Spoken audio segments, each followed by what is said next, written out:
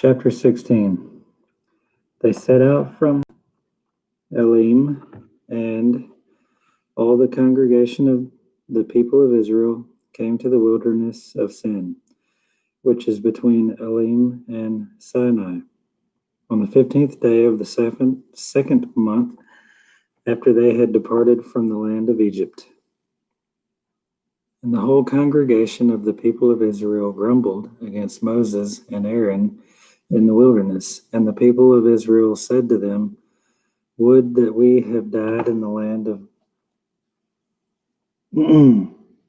Would that we had died in the land of by the hand of the Lord in the land of Egypt, when we sat by the meat pots and ate bread to the full. For you have brought us out here in the wilderness to kill us, this whole assembly, with hunger.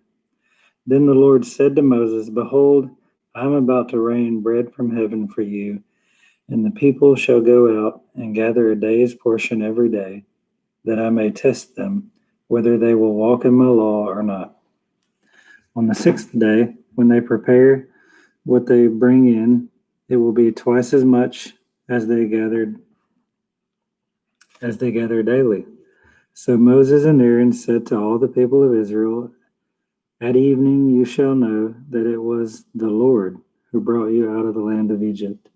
And in the morning you shall see the glory of the Lord, because he has heard your grumbling against the Lord. For what are we that you grumble against us? And Moses said, When the Lord gives you in the evening meat to eat, and in the morning bread to the full, because the Lord has heard your grumbling, that you grumbled against him. What are we? Your grumbling is not against us, but against the Lord. Then Moses said to Aaron, Say to the whole congregation of the people of Israel, Come near before the Lord, for he has heard your grumbling. And as soon as Aaron spoke to the whole congregation of the people of Israel, they looked toward the wilderness, and behold, the glory of the Lord appeared in the cloud. And the Lord said to Moses, I have heard the grumbling of the people of Israel. Say to them, At twilight you shall eat meat, and in the morning you shall be filled with bread. Then you shall know that I am the Lord your God. In evening quail came up upon and covered the camp. In the morning dew lay on the camp, and when the dew had gone up, there was on the face of the wilderness a fine flake-like thing, fine as frost on the ground. When the people of Israel saw it, they said to one another, What is it? For they did not know what it was. And Moses said to them, It is the bread that the Lord has given you to eat. That is what the Lord has commanded. Gather of it, each one of you, as much as he can eat. You shall each take an omer, according to the number of persons that each of you has in his tent. And the people of Israel did so. They gathered some more, some less, but when they measured it with an omer, whoever gathered much had nothing left over, and whoever gathered little had no lack.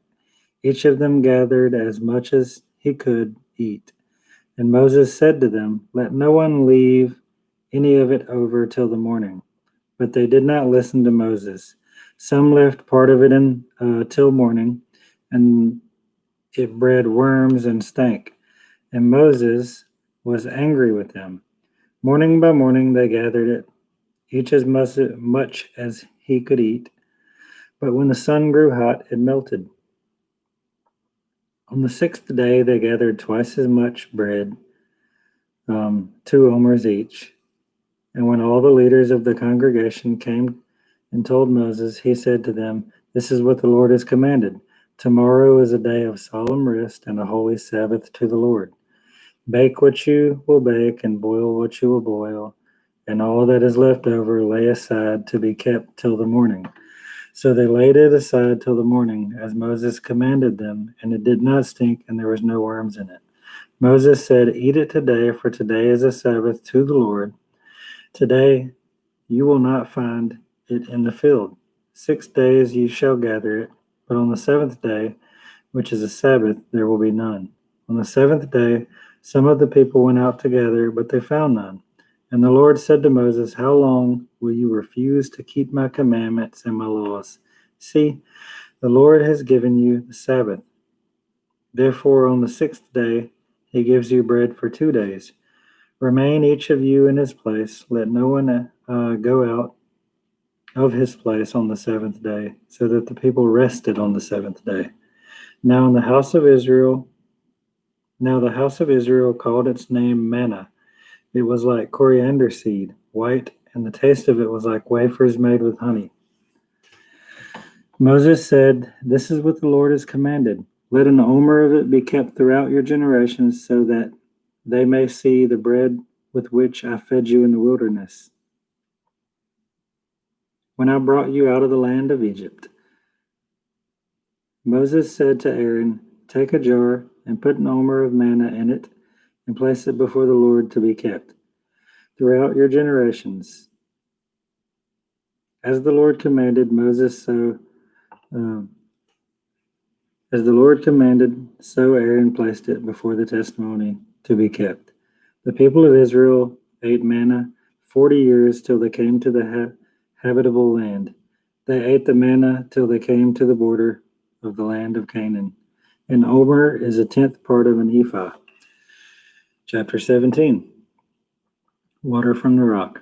All the congregation of the people of Israel moved on from the wilderness of Sin by stages according to the commandment of the Lord, and camped at Rephidim.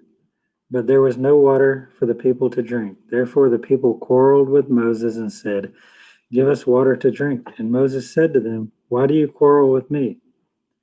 Why do you test the Lord? But the people thirsted there for water, and the people grumbled against Moses and said, why did you bring us up out of Egypt to kill us and our children and our livestock with thirst? So Moses cried to the Lord, what shall I do with these people? They are almost ready to stone me. And the Lord said to Moses, pass on before the people, taking with you some of the elders of Israel, and take in your hand the staff with which you struck the Nile, and go.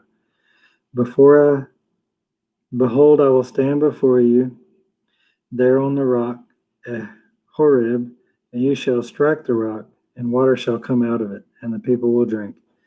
And Moses did so in the sight of the elders of Israel, and he called the name of the place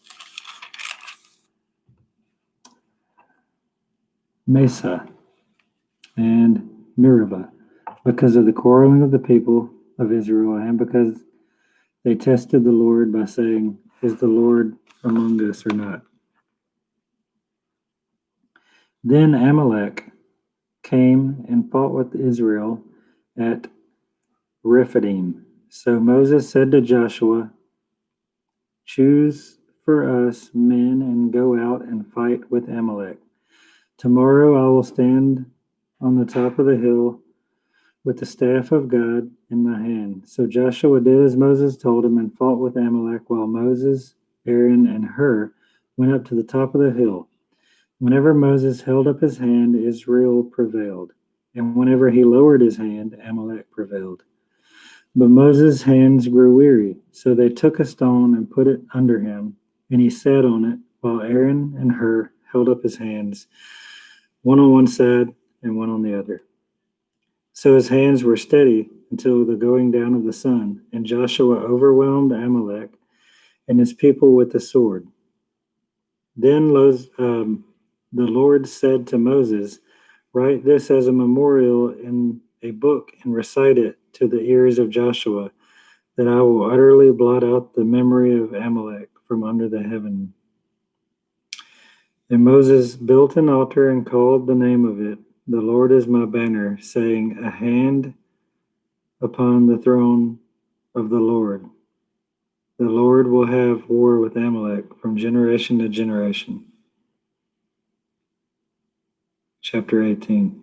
Jethro, the priest of Midian, Moses' father-in-law, heard of all that God had done for Moses and for Israel, his people, how the Lord had brought them out of Israel out of Egypt.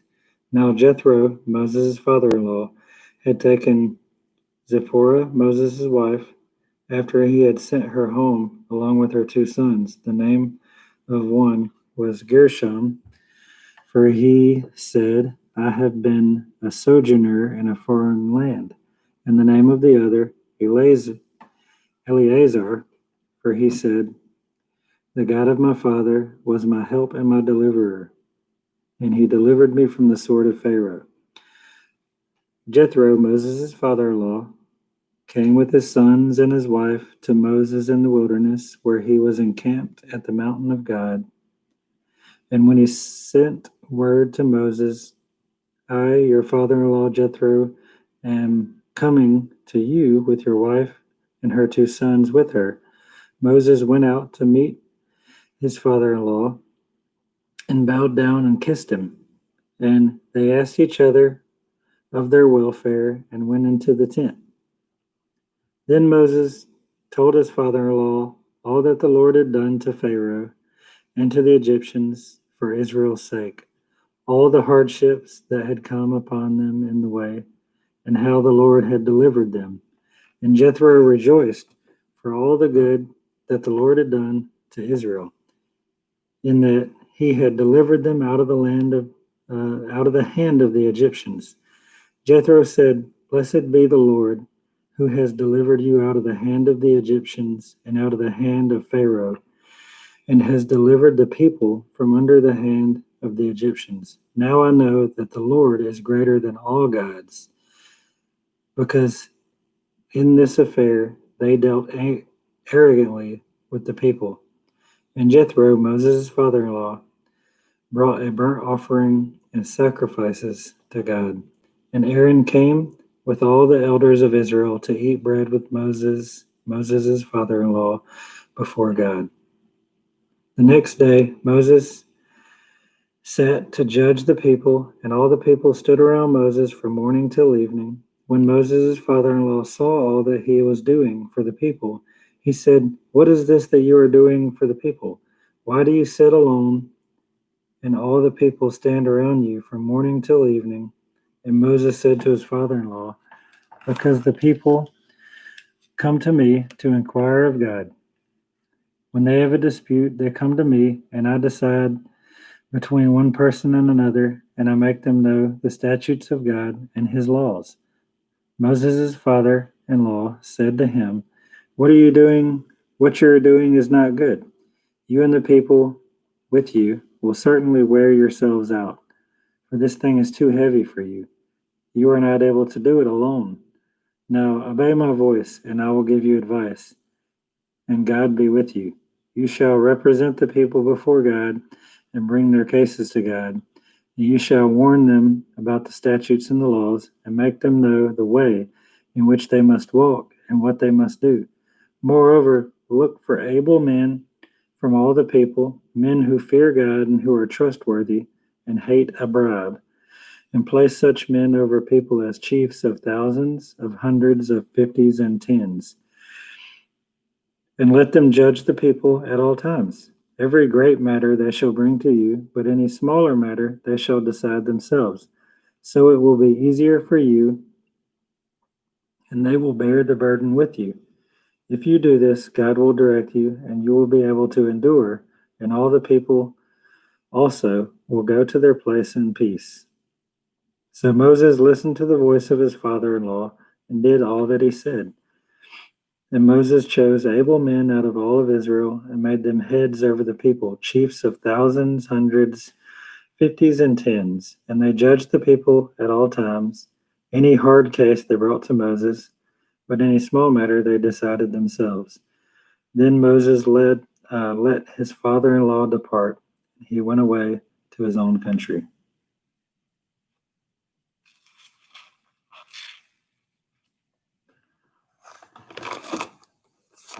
Psalm 22.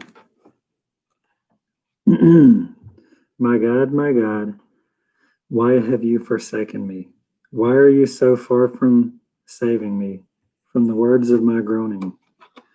O my God, I cry by day, but you do not answer, and by night, but I find no rest. Yet you are holy, enthroned on the praises of Israel. In you our fathers trusted, they trusted, and you delivered them. To you they cried and were rescued. In you they trusted and were not put to shame. But I am a worm and not a man, scorned by mankind and despised by people. All who seek me mock me.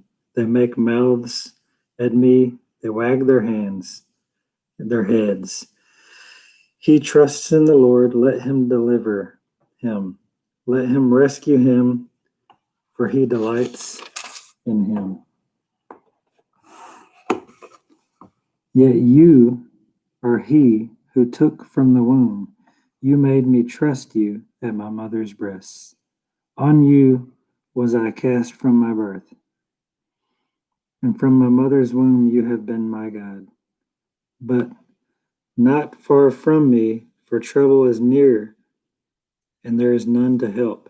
Many bulls encompass me, strong bulls of Bashan surround me. They open wide their mouths at me, like a ravening and roaring lion. I am poured out like water, and all my bones are out of joint. My heart is like wax, is melting within my breast. My strength is dried up like a potsherd, and my tongue sticks to my jaws. You laid me in the dust of death. For dogs encompass me, a company of evildoers encircles me.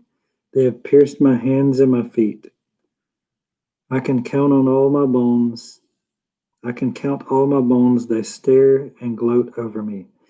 They divide my garments among them, and for clothing they cast lots. But you, O Lord, do not be far off. O you, my help, come quickly to my aid. Deliver my soul from the sword, my precious life from the power of the dog. Save me from the mouth of the lion. You have rescued me from the horns of the wild oxen. I will tell of your name to my brothers. In the midst of the congregation, I will praise you. You who fear the Lord, praise him.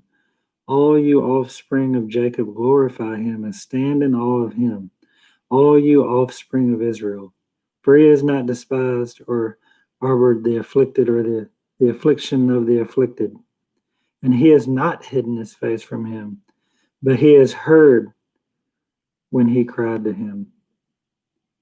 From you comes my praise and great congregation. My vows I will perform before those who fear him. The afflicted shall eat and be satisfied. Those who seek him shall praise the Lord. May your hearts live forever. All the ends of the earth shall remember and turn to the Lord. And all the families of the nations shall worship before you. For kingship belongs to the Lord, and he rules over the nations. All the prosperous of the earth eat and worship before him.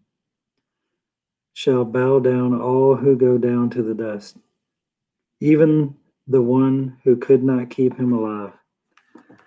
Posterity shall serve him. It shall be told of the Lord to the coming generation. They shall come and proclaim his righteousness to the people, yet unborn that he has done it. The Messiah.